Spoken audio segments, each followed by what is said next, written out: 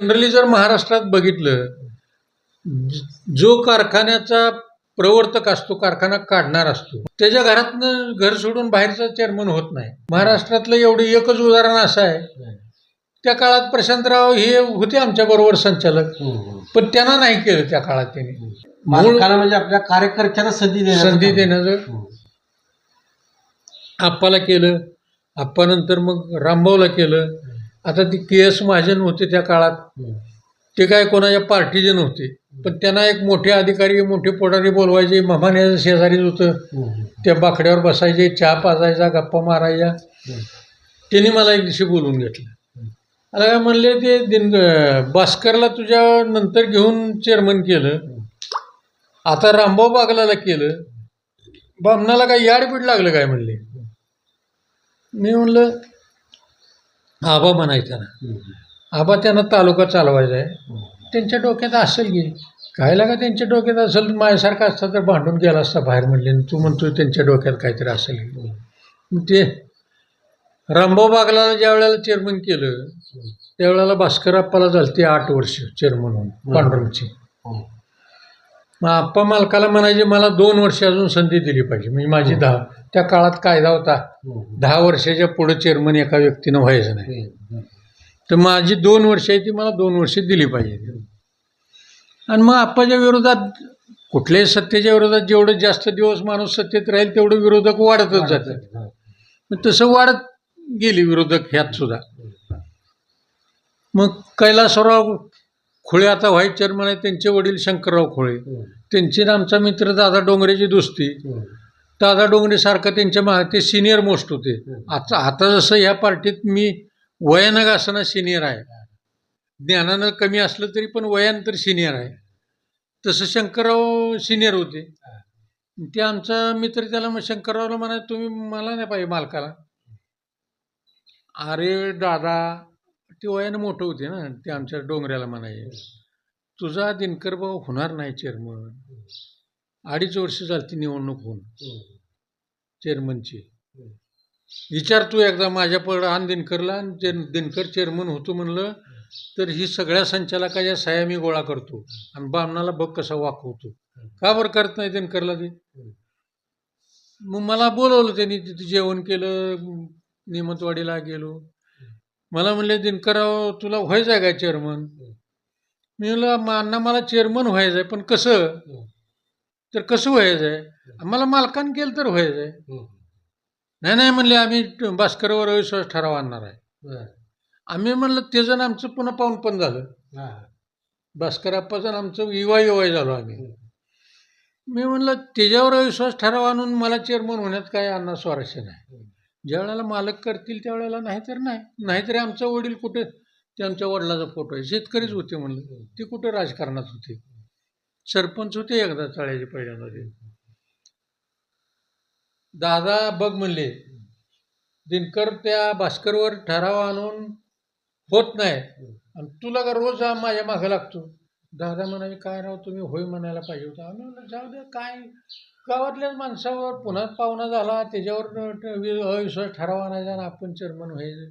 म्हणजे विरोधापेक्षा पाहुणं झाल्यामुळे पण जास्त नातं कवळं झालं. नात्यापेक्षा सुद्धा गावात सुद्धा काय म्हणतील, तिच्या आईला ह्याला काढलं आणि ह्याला केलं. म्हणजे ते भावना पण विचारात घेतल्या. आणि मग मी म्हणलो अण्णाला मी काय अविश्वास ठराव आणून चेअरमन होत नाही, म्हणजे मला व्हायचं नाही.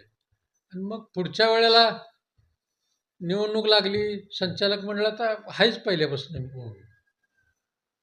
मग भास्करप्पांनी मला 2 वर्ष केलं पाहिजे असा लकडा मालकाकडे लावला. आणि त्यांना बोलण्यात, वागण्यात, बसण्यात मालकाचा कल माझ्यावर दिसायला, कुणाला भास्करराव. मग ते म्हणले मालक माझी एक शेवटची विनंती आहे. म्हणजे सांगा काय तुम्ही. मला 8 वर्ष चेअरमन केलं त्याच्याबद्दल तुमचा आभार. आता मी 2 वर्ष मागतोय, मला केलं पाहिजे. समजा वाईट मला जर नाही केलं तुम्ही, तर निदान आमच्या गाववाल्याला तर केलं नाही पाहिजे. केलं नाही पाहिजे. केलं नाही पाहिजे. आणि तुम्ही विचार करताय गाववाल्याला कसं काढून घ्यायचं, करा कसं व्हायचं. मालक म्हणले बघू त्या दिवशी संचालक काय म्हणते ते. पण ते आप्पा ह्या पार्टीत ॲग्रेसिव्ह, मला सिनियर होते, बोलके होते, असं आणि पूर्ण वेळ होते. आम्ही आमचा शेतीचा धंदा बघून राजकारण करणार उरलेल्या वेळेत. मग मालकाने काय केलं,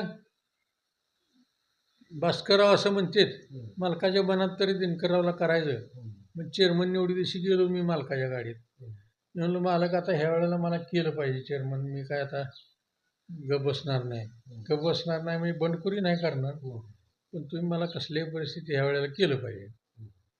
मालक म्हणले बघू ना आपण, तिथं विचारू संचालकाला, आहे माझ्या डोक्यात, बघू. ती काय नाटक कंपनीच असते. म्हणजे मग ते मुलाखत घेताना पुन्हा आप्पांनी बजावलं. ते म्हणले माझं तरी नाव डिक्लेअर करा, नाहीतर आमच्या गाववाल्याच तरी करू नका. मग त्रयस्थ तुम्हाला कोणाला करायचे करा. आणि मग ते सगळा सारासार विचार करून मालक मला म्हणले आम्ही एका 5 वर्षात तिघाला चेअरमन करणार आहे दिनकरराव. मी म्हणलं करा, तिघाला करा, पण पहिल्यांदा मला संधी द्यावी. ते म्हणले कोणाला द्यायची ठरवू आम्ही, पण आम्हाला 3 चेअरमन करायचे. मी म्हणलं करा. मग आम्ही गेलो, ते नाटक सुरू झालं, संचालक बोलवून विचारायचं. आणि मग मालकाने सांगितलं बाबा आपल्या पार्टीत सगळ्यात सिनियर रामभाऊ बागल आहेत, त्याच्यामुळं रामभाऊला पहिल्यांदा रामभाऊला करू, आणि नंतर मग आपण दुसरं कोणाला करायचं ठरवू. मग ते आप्पाला नाकारल्यामुळं आप्पा गेले उठून. मग रामभाऊ काय आमचे मित्रच होते. आम्ही बसलो, जाऊ द्या एक छातीवरचा दगड तर कमी झाला, आता झाला ते मित्र झाला. ते रामभाऊ मला त्या चेअरमनच्या गाडीत घेतल्याशिवाय कुठं जातच नव्हते. मग रामभाऊचं 1.25 वर्ष का 1.5 वर्ष झालं. आम्ही म्हणलो मालक ती कधी आता तर सांगतो की म्हणले निव्याला ती नोटीस काढायला ते चेअरमन निवडायची. त्याप्रमाणे 1.5 वर्ष का काय रामभाऊची झाली, आणि पुन्हा मला 1.5 वर्ष संधी द्यायची. त्यांनी ती नोटीस काढली. बागल म्हणले तर रामभाऊ बागल चेअरमन झाले. मग त्यांचे पाहुणे मनोहर डोंगरे, त्यांचे पाहुणे कुरुलचे ते कदम, त्यांचे पाहुणे शहाजीराव पाटील, मोहोळचे माजी आमदार, ह्यांच्याकडनं मालकाला सांगितलं. पुन्हा माझ्यापेक्षा विजयदादाचं रामभाऊचं पहिल्यापासून संबंध विजयदादाकडनं. पण ही सगळी मंडळी म्हणाले त्या बामणाला कोणी सांगावं, ती काय कोणाचं ऐकतं काय. दादा म्हणले ते आम्ही त्याला पुढारी मानतो ना, आम्ही कसं सांगणार. मग रामभाऊला काय दुसऱ्या वेळेला दुसऱ्या 1.5 वर्षात संधी, कोणचा पाहुणा कोणचा पुढारी आम्ही पंथाला म्हणतो असं म्हणणं झाले. आमची उद्या मीटिंग ठरली. मग मला निरोप पाठवला रामभाऊने. आमच्या तिथं मी जुन्या कडबे गल्लीत राहत होतो, त्या जुन्या पोस्टाच्या पाठीमागं. पूर्वी मी चेअरमन असताना 30 वर्ष मी तिथंच होतो, पोरं शिकवायची म्हणून. तिथं रामभाऊ दिवस बसायचे. अकलूजला जायचं त्यांच्या गाडीत, मुंबईला जायचो, पुण्याला जायचो, कुठं रामभाऊ जायचं असेल तिकडं. रामभाऊचा फोन आला, म्हणले दिनकर भाऊ तुमच्याकडे एक काम आहे. म्हणलं सांगाय भाऊ. तर म्हणले उद्या निवडणूक आहे चेअरमनची. म्हणलं या की, काय तुम्हाला काय म्हणायचं असलं तर घरी. तर नाही म्हणले तुमच्या घरी नाही, त्रयस्थ ठिकाणी बसायचं. म्हणलं सांगा ठिकाण, तिथं येतो. म्हणले अर्बन बँकेत 3ऱ्या मजल्यावर गेस्ट रूम आहे, तिथं बसू आहे म्हणून. दरम्यानच्या काळात आमच्या मित्रानं दादा डोंगरेनं 300-400 माणसं, त्यावेळेला गाड्या गोड्या नव्हत्या, ट्रक एक बोलवली भाड्याची. आणि त्या ट्रकमध्ये मालक आहे का नाही बघून न्यायचं शिष्टमंडळ. ते मालक कशाला तर सांगलीला गेले आणि ह्यांनी शिष्टमंडळ नेलं दिनकररावला चेअरमन करा म्हणून. मग शामरावांना तिथं होते 400 माणसं त्या वाड्याच्या हौदात, त्या ओसरीवर पाय ठेवायला जागा नाही, बाहेर तितकीच आत तितकीच. मग ते शामरावांनी 2-3 पोरं कामाला असते त्यांच्या इथं, सगळ्याला साखर दिलं, पाणी दिलं, चहा दिला. आणि ते सुधाकरला सांगतो मग ते सकाळीच लवकर गेला सांगलीला. असं करून ते आले आमच्यातले लोक, आणि त्यांनी सांगितलं ती मालक आल्यावर, ती वाड्यात पाय ठेवायची जागा नाही, इतकी दिनकरावाची माणसं आली ती. मग रामभाऊ मला म्हणले भाऊ तुम्हीच आता एवढं माझं ते म्हणले मी शहाजीराव आमदार आहेत म्हणून त्यांच्याकडनं सांगितलं, राज्यमंत्री होते. मनोहरभाऊ पाहुणे त्यांच्याकडनं सांगितलं, विजयदादाकडनं सांगितलं, अजून कोणा त्या कुरलच्या का, पण मालकाला सांगायला कोण तयार होत नाही. आता एक मार्ग उरलाय म्हणून तुम्हाला एकत्र आपण दुसरीकडे बसू म्हणलंय. मी म्हणलं सांगाय काय, तर तुम्हीच म्हणा अजून 1-1.5 वर्ष रामभाऊला राहू द्या, पुढच्या 1.5 वर्षात मला करा. मी म्हणलं मला भाऊ काय अडचण नाही म्हणायला, पण ही 400 माणसं त्या ट्रकात गेलेली, मी गावाकडे गेल्यावर मला दगड मारतील. बडव्या तुला व्हायचं नव्हतं तर मग आमचं काय उगवता, ट्रकात बसून आम्ही गेलो. रातचं पाऊस येत होता, वाड्यात उभा राहायला जागा नव्हता, आणि तू सांगतो मला मलाच करा अजून. हां मला तिथून लोक दगड मारतील. म्हणलं मला तसं काय म्हणता येणार नाही. बरं म्हणले काय, आता माझा शेवटचा इलाज संपलाय. मग आम्ही कारखान्यावर गेलो, मालकाने नाव डिक्लेअर केलं. आणि सुदैव असं की भास्कर अग्रेसिव्ह, भास्करप्पा मोठा पुढारी, त्यांना 8 वर्ष मिळाली. रामभाऊ मालकाचा पहिल्यापासून साथीदार, त्यांना 1.5 वर्षच मिळालं. आणि मी त्यांच्यानंतरचा मालकाचा साथीदार, मला ती 3 वर्ष, आणि पुन्हा 2 टर्म, म्हणजे मला जवळजवळ 11 वर्ष आणि 7 का 8 महिने चेअरमनशिप भोगायला मिळाले. हे सगळ्यात जास्त सगळ्यात कार्यकाल मला मिळाला. पण मी काय कारखान्याचा चेअरमन झालो म्हणून मी कारखान्यातनं काय सापडून आणावं किंवा चोरून आणावं. माझी 100-200 एकर वडिलांची जमीन होती माझी, मी चांगल्या पद्धतीने शेती करत होतो, शेती करून राजकारण करत होतो. भास्करप्पाचं कसं होतं, त्याच्या वडिलाचीच जमीन 100-200 एकर 1 नंबरची गावात होती, त्यामुळे ते पूर्ण वेळ राजकारणी होते. मी काय पूर्ण वेळ नव्हतो राजकारणी. गरज पडली निरोपाला जायचं मुंबईला, आम्ही दिल्लीला 13 दिवस होतो कारखान्याच्या लायसन्स करता. आणि कसं गेलो होतो, नांगरे म्हणून डेपो मॅनेजर होते, आणि मालक म्हणले तुम्ही सगळेजण जावा दिल्लीला, निर्मलाताई देशपांडेंना भेटा, शिवराज पाटील चाकूरकर, अमके तमके. मी इथं धोरण कमिटीची जिल्हा बँकेचे चेअरमन होते. ती कमिटीची मिटिंग झाली का मी विमानानं तिथे येथून पुन्हा आपण दिल्लीत सगळ्यांना भेटू, आणि भेटून मग वसंतदादा राज्यपाल होते त्या राजस्थानचे, आपण राजस्थानला वसंतदादाला भेटू आणि मग येऊ. असं आम्ही 13 दिवस होतो दिल्लीत. त्या काळात गाड्या नव्हत्या, खर्च वर्गणीनं करायचं. रोज 1 जणानं लॉजचा, जेवणाचा, चहा सांग, राहायचा खर्च करायचा. असं करत करत ती कारखानदारी झाली. आणि शेवटी मला संधी दिली, ती एवढी मोठी संधी दिली की माझं त्याच्यामध्ये जेवढं मी माघार घेतली ती सगळं माझं त्यात सार्थक झालं. आणि मग मालकाचा संबंध माझा साधारणतः 74-75 76 ती जनता पक्षातनं उभं राहिले त्यावेळेपासून.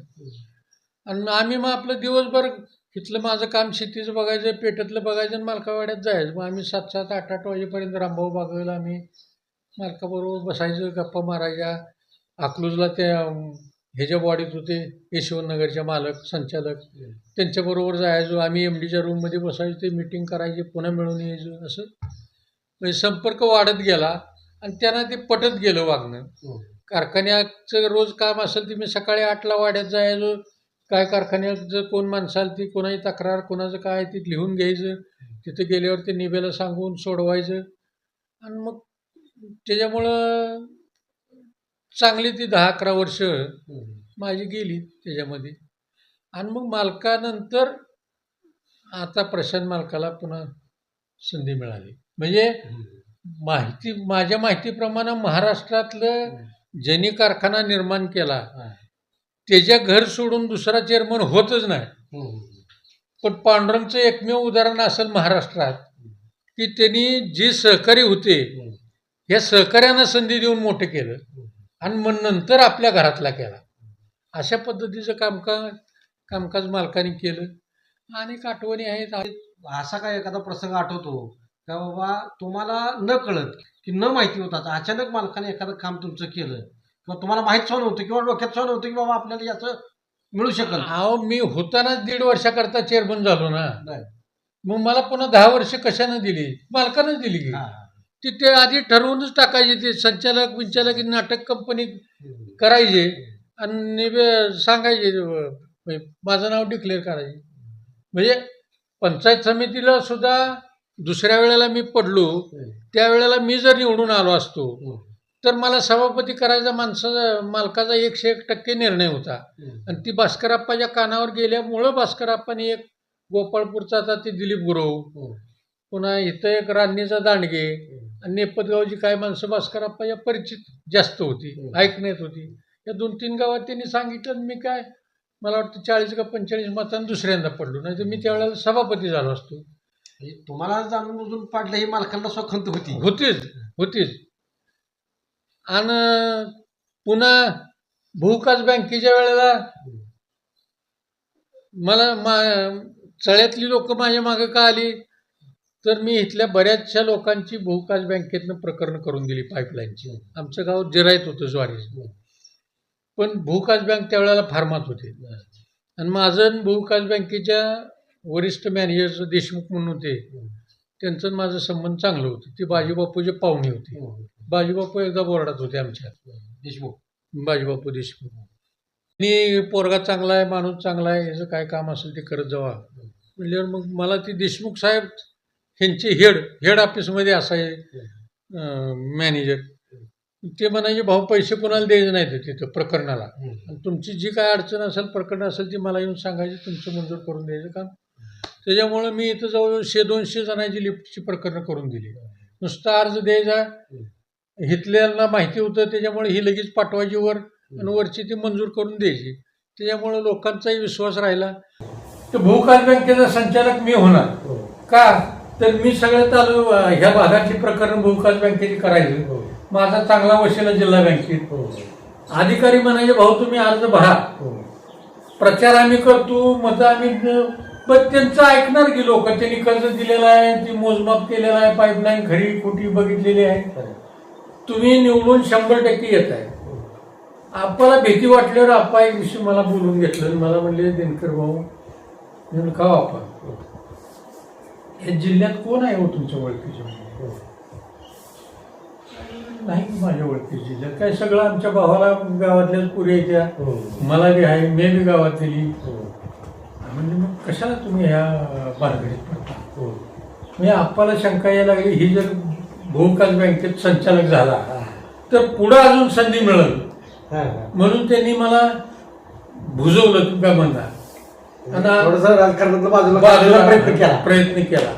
आणि त्यांचं ती मी ऐकलं. माझा ती दोस्त डोंगरे ती म्हणायचा, तुम्ही अजिबात सरकायचं नाही, मागं प्रचार करायचा आमच्याकडे लागलं, आम्ही प्रचार करतो, निवडून आणतो. आणि सुदैवाने मग मी ते भिलो, जिल्ह्यात माझं कोण पाहुणा नाही, रवळा नाही, मग मी कसं येणार निवडून, त्याच्यापेक्षा जाऊ दे. त्याच्याला मी म्हटलं, मला काय. मग रामभाऊ काय कुठलं का निवडणूक असणार, रामभाऊ तयारच असायचं. पंचायत समिती असू द्या, साखर कारखाना असू द्या, मार्केट कमिटी असू, तालुक्यात कुठलीही संस्थेची निवडणूक रामभाऊ तयारच असायची. काय रामभाऊ तयार झाली. आणि सुदैवाने त्यांना चेअरमनशिप मिळाली भूविकास बँकेची राज्याची. त्यांच्याबरोबर जायला मी मिटिंगला.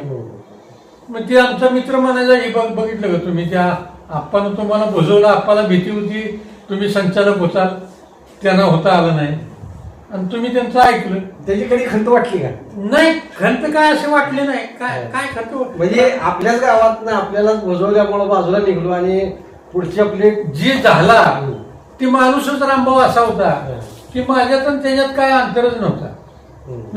असा कोण माणूस म्हणेल का मला रामभाऊनं बोलवलं 83 ठिकाणी बसू म्हणून? मी सगळे प्रयत्न केले, पण मी काय भाऊ चेअरमन होत नाही आता. मग मी म्हणलं कशाने होत आहे, तर एक म्हणला, तुम्ही सांगितलं तर मी चेअरमन होतोय, तुम्ही तेवढं मालकाला सांगा, 1.5 वर्ष अजून रामभाऊला राहू द्या. मी म्हणलं, भाऊ सांगायला काहीच अडचण नाही, पण ही 200-400 माणसं गेलेली मला गावाकडे गेल्या का दगड मारते, ते आता सगळा व्यवहार पुढे गेला, आपल्या हातातनं गेलाय, त्याच्यामुळे मला काही सांगता येणार नाही. आणि मग म्हणले, मग जाऊ द्या, नाही राहिला. आणि रामभाऊ राहिलेलं मला अजिबात दुःख नव्हतं. तर रामभाऊ एवढं मालकापेक्षा, एकदा आम्ही हप्त्याकरता मिटिंग वाड्यात बसायची, पांडुरंगचा हप्ता कितीनं काढायचा. मग आम्ही मिटिंगला जाताना विठ्ठलने किती काढला, 200 रुपये. आम्ही मालकाला म्हणायचं आपला 150 तर झाला पाहिजे. आमचा नेहमी म्हणायचा 100च्या वर मालक बसतच नाही एवढी. मला मालकाची मोठी बंधू श्यामरावांना जर माझं जमत होतं, दिनकरराव इकडे या, 2 वाजता आला तुम्ही, काय मला आज मीटिंग आहे ती हप्ता काढायची. काय ते यायला बोर्ड तुमचं सगळं बिनवसाचं आहे म्हणजे. आणि मी खरेदीला गेलो का शेतकरी सगळे मला चिमटे घेतात म्हणले, अहो विठ्ठलचं 200 आणि तुमचं 100. असं कसं कारखाना चालवते ती. मग तुम्ही जरा बोलाय म्हणले तुमचा विषय असतो. मग आता मालकाच्या मोठ्या भावाने मला हवा भरल्यावर मी बी ताईट झालो. मग किती निबे म्हणले 100 रुपयाने बसतोय मालक आपलं. अहो मी म्हणलं विठ्ठलला 200 दिलं, 100 रुपयाने बसून कशी आपल्याजवळ माणसं राहायची, ही काय बरोबर नाही. मला म्हणले तुमची सांगा काय अपेक्षा आहे. मी म्हणलं आमच्या अपेक्षेवर जर दर निघत असता तर आम्ही 201 काढा म्हणलं असतं. आमच्या अपेक्षेवर निघत नाही ना. 30 ताळेबंद बघणार तुम्ही, कारखान्याचं कमी जास्त बघणार तुम्ही, मंजुरीचं बघणार तुम्ही. आमची नुसती अपेक्षा असून काय करायचं नाही. तरी पण तुम्हाला काय वाटतं, आमचं म्हणणं 150 रुपये कमी निघाल तर चालतंय. मालक रागाला गेली म्हणजे विठ्ठलचं 200 माझं म्हणणं 175 काढावं असं त्यांच्या लक्षात आलं.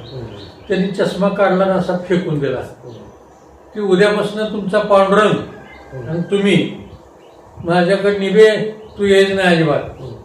चेअरमन तुम्ही काय संचालक सांगतील ती ऐका, माझ्याकडे यायचं नाही अजिबात. चष्मा असा टाकला तर रामबाबाला आली ती चष्मा उचलून त्यांनी ऐकलं. माझं मालकाचं थोडं वादावाद झाले. ही चष्मा घाला म्हणजे लोक दिनकर भाऊला मला फिरताना विचारते ती एवढा दर कमी कसा. म्हणून ते भाऊ बोलले म्हणले तुम्ही लगे म्हणला की तुमचा कारखाना तुम्ही बघा, असं कुठं असतं काय म्हणले. काय तुम्हाला देऊ नका म्हणले. सांगतो आम्ही मालकानं सांगितले ह्यावेळेचा हप्ता काढायचा नाही. असं करून मग आमचा हप्ता त्यावेळेला 125 रुपयानं काढला. पुढच्या वेळेला आम्ही मर्चंट बँकेत बसलो. एका बाजूला भास्करप्पा चेअरमन, एका बाजूला नारायण तळगट्टी अर्बन बँकेचे चेअरमन, आणि मी नारायण तळगट्टीचे शेजारी. मला म्हणले दिनकरराव किती ना हप्ता काढायचा. आम्ही म्हणलं चेअरमन आहे ते तुमच्या शेजारी बँकेची चेअरमन आहे त्यांना विचारा की मला कसं विचार. अहो ती माझे शेजारी आहेत दोघंही, मला काय माहीत नाही काय. तुम्हाला मुद्दामून विचारतो, तुम्ही शेतकरी आहे, ऊसवाले आहे. त्यावेळेला काय ते विठ्ठलनं 250 काढला का. भालके ही म्हणला लोकांनी मागणी केली 200 रुपयाची, भालक्यानं दिले 400 रुपये. असं काहीतरी झालं. मी म्हणलं लोकांची अपेक्षा आहे विठ्ठलपेक्षा 100 रुपये कमी द्या. ती बालक्यानं म्हणले 400 रुपये कर्ज काढून दिला म्हणून मग तुम्हाला आपण 300 द्यायचा का.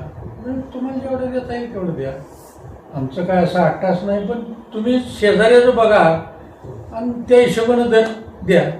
मग ती मालकानं म्हणले जाऊ दे, ते नेवेला तोटा झाला तर होऊ दे. त्यानं 400 काढलाय, बसत नाही त्याला, ती कर्ज काढणार, आपल्याला कर्ज काढायचं नाही म्हणून आपला 200 रुपयानं हप्ता डिक्लेअर केला. म्हणजे असं मालकाला जरी आप्पा चेअरमन असले तरी मालकाच्या जवळचा कोण, विश्वासाचा कोण ही मालकाला जाणीव होती.